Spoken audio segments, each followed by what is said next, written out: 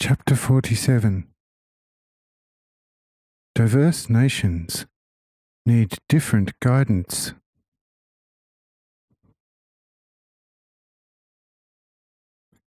Says Jara, "Oh yes, Lord, you are my only love." True children need a more firm upbringing than the children of slaves, for the children of the house will be educated to, after their parents or together with them, provide for the whole house, while the children of slaves only need to know that much as their always same and very monotonous service requires. Of course, in this regard, the important question arises, why God the Lord allows it that on this earth one person must serve the other as a wretched slave, and as the lord of the slave even has the power from the emperor over his life and over his death. Say I. Yes, my dear. To discuss this at length would lead us all too far. However, a few similes about this I will give to you, and thereby also to all the others.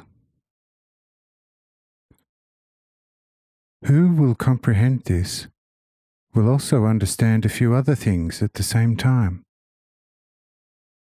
And therefore, remember, and listen good to me. One has different varieties of grain, like the smooth and bearded wheat, 2- and 4-line barley, the high grain, the oat, the big maize wheat. Then you have the lentils, the vetches, and the different types of beans. And behold, these different types also always require a different soil without which they could not grow. A certain variety of grain requires a firm clay ground. Another also clay ground, which, however, must always be properly fertilized. Otherwise the grain is not going to grow. Again, another type of grain requires a loose and stony, and another a sandy soil. Some types of grain require a moist, and again another a dry ground. All this is taught to the people by experience. Equally so, does different kinds of people require a different upbringing, depending on the constitution of their hearts and souls. As it is the case with individual people from one and the same father, it is the same with whole communities and with large nations. There is a certain nation which requires a more gentle and loose treatment, and grows into a large blessing for other nations of the earth. Another tribe requires a hard approach, otherwise it would get out of hand and waste away as a curse for the neighbouring nations. Again, another nation has the distinct inclination to tyrannize and to rule over its neighbours. For souls of such people, nothing is better than to fall into slavery for many years, where they can be properly humiliated.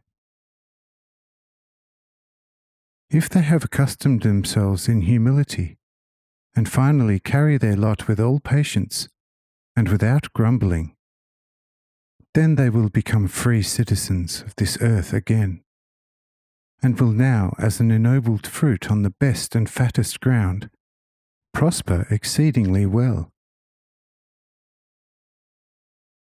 Behold, this is a picture which you all can comprehend very easily, since you already have understood quite a few other things.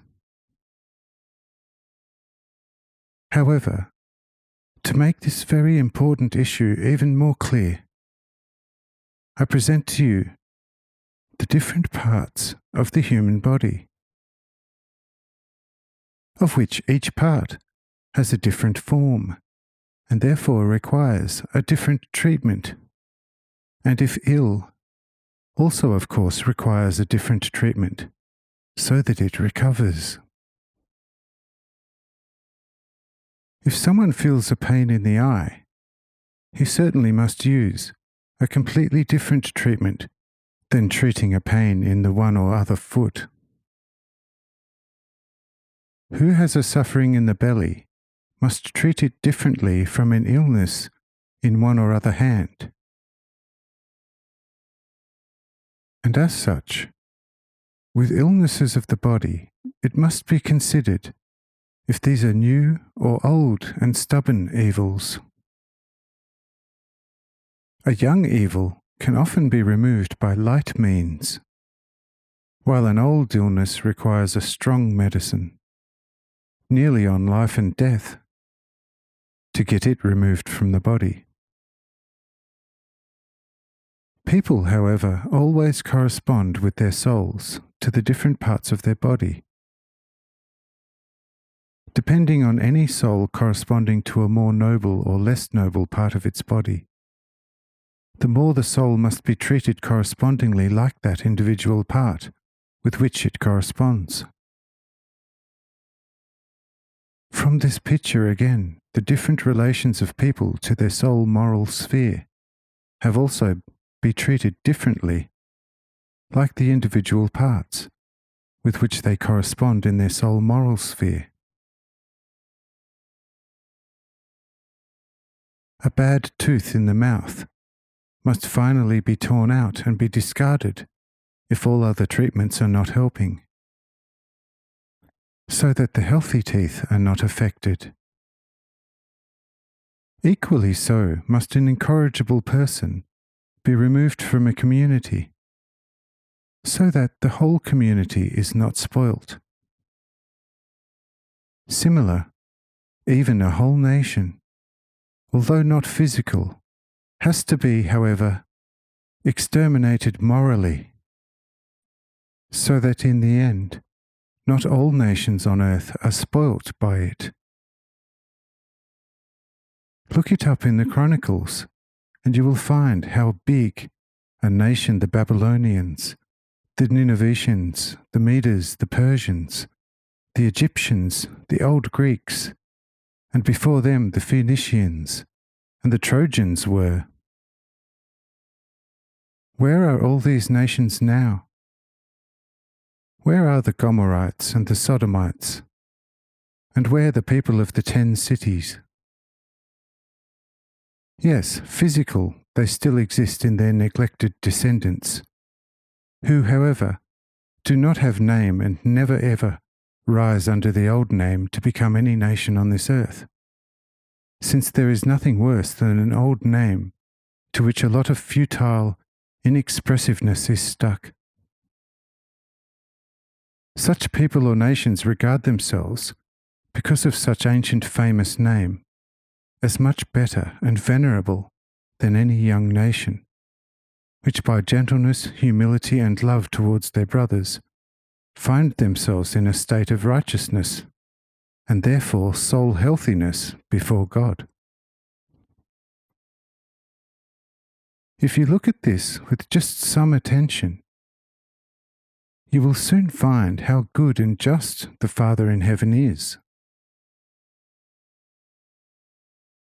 Since this earth does have the fixed destination, that on it, for the whole of infinity, the children of the Spirit of God are brought up. And therefore it is necessary that the earth is always more hard and meagre than kept too loose and too fat.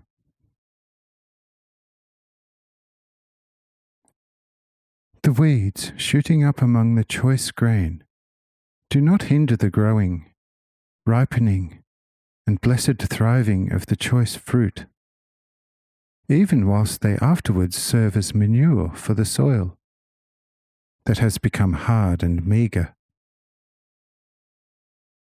In short, what God allows is good, whilst to the completely pure human, Everything that the earth carries in and upon it is pure. Say whether all of you have fully understood what I said unto you.